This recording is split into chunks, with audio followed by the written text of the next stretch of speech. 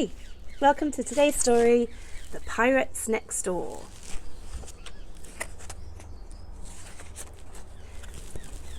Matilda lived in Dull-on-Sea, a gloomy seaside town, too busy in the summer, and in the winter it shut down.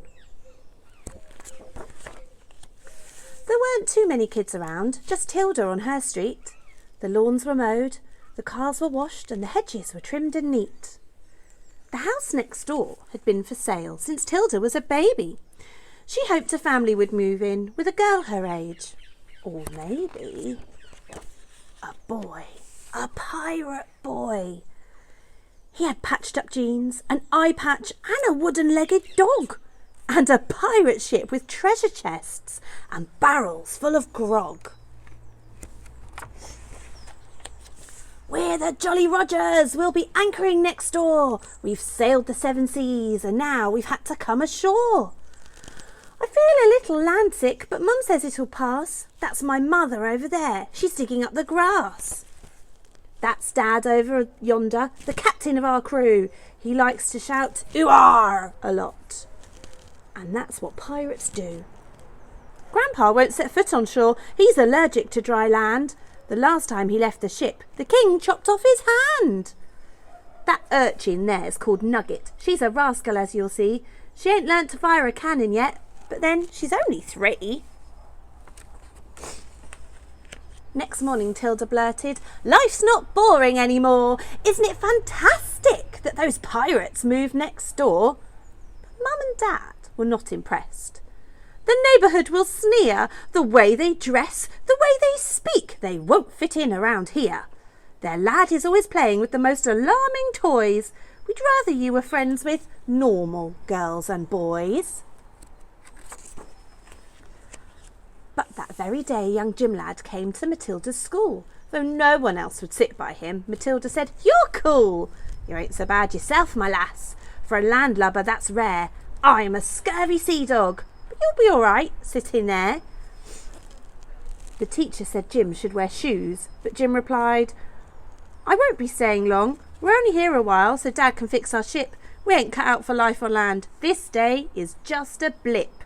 We're the Jolly Rogers. We need to be at sea. School's just grand, but understand, it's a pirate life for me."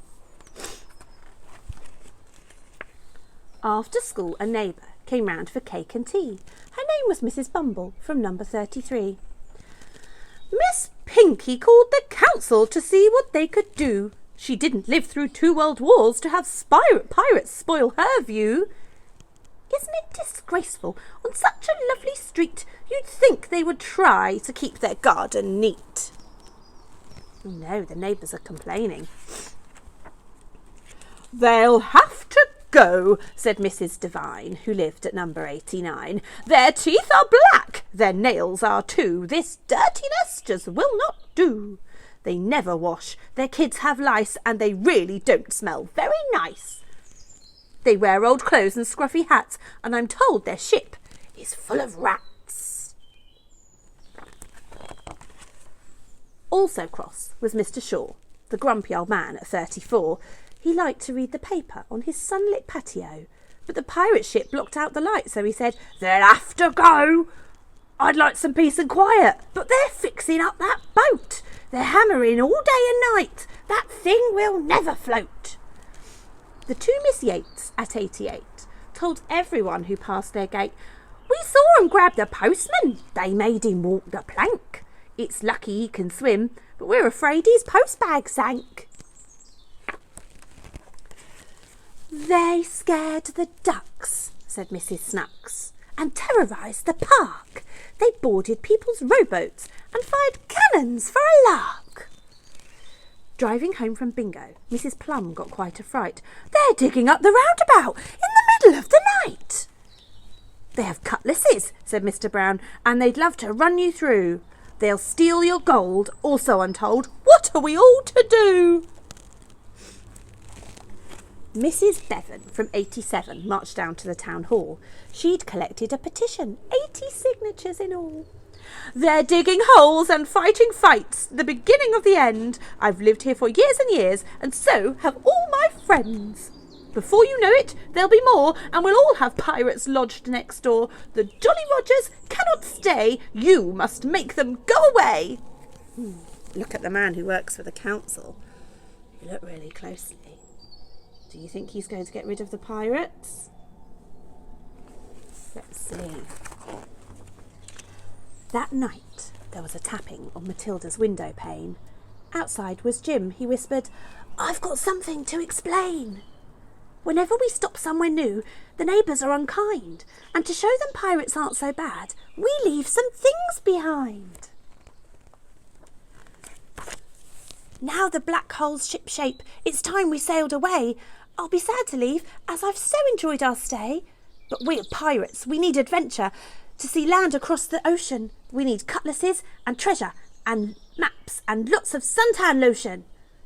Though our visit has to end, I hope you'll still be my friend. If you want, you can send a note. Something handy, a thing that floats. Yeah, see, they're going. Matilda woke the next morning, puzzled by what Jim had said. She vowed she'd keep in touch with him as she struggled out of bed. She opened up her curtains as she stretched and had a yawn, and there, to her amazement, can you see what she could see in everyone's gardens? There was a cross on every lawn. We all know what X means, don't we? Let's open this book nice and wide. What did everybody get in their garden? What did the pirates leave behind?